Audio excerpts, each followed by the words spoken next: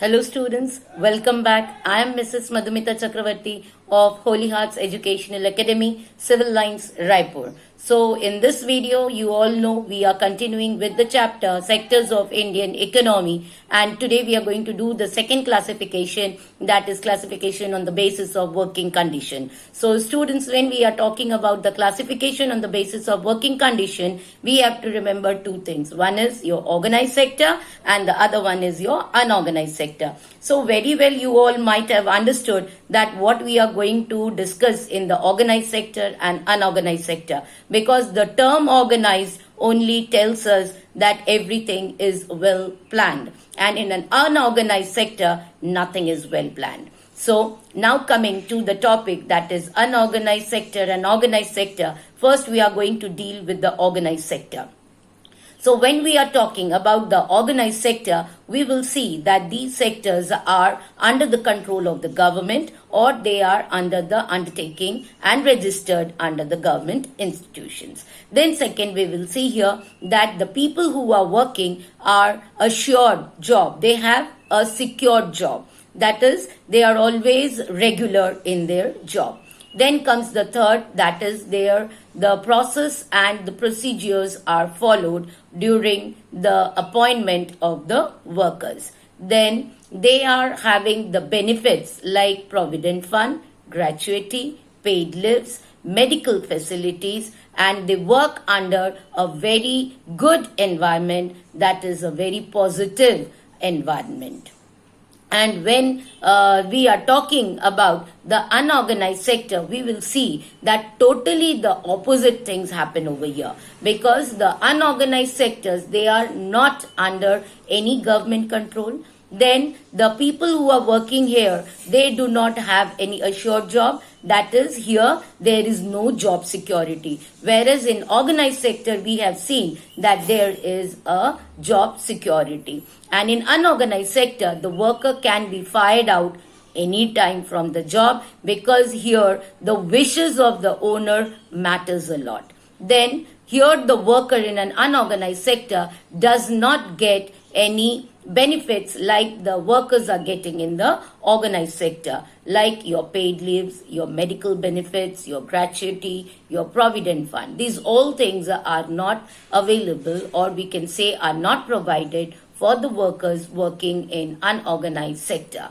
And the wages of the workers are also very less. So that is why in unorganized sector, those workers who are working, they come across many obstacles, they come across many problems. So I hope now it is clear between the organized and unorganized sector.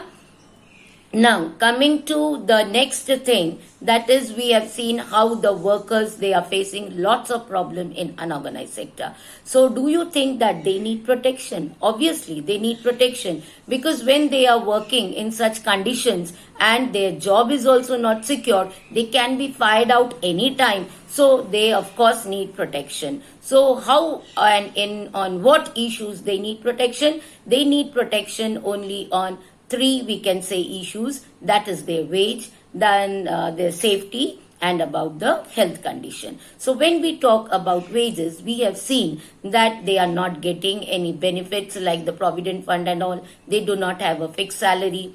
Okay, so here we can say that the people who are working, at least they should have a fair wages. If they get a fair wages, then comfortably they can look after their family. Second comes about the safety. The people who are working in unorganized sectors mostly work in the mines, mostly work in the firework factories, then they even work in the construction sites and all. So where their life has got more risk. Any accident, anything can happen anytime. So after, if any accidents happen or anything negative happens, then how their family or the people of the members of the family, those who are totally dependent on them, are going to survive. So for these things, the unorganized sectors should have some laws for the workers, and it should be implemented so that the workers who are working at the risk of their life, so they also can get any benefit if any accidents occur. Then comes next the health.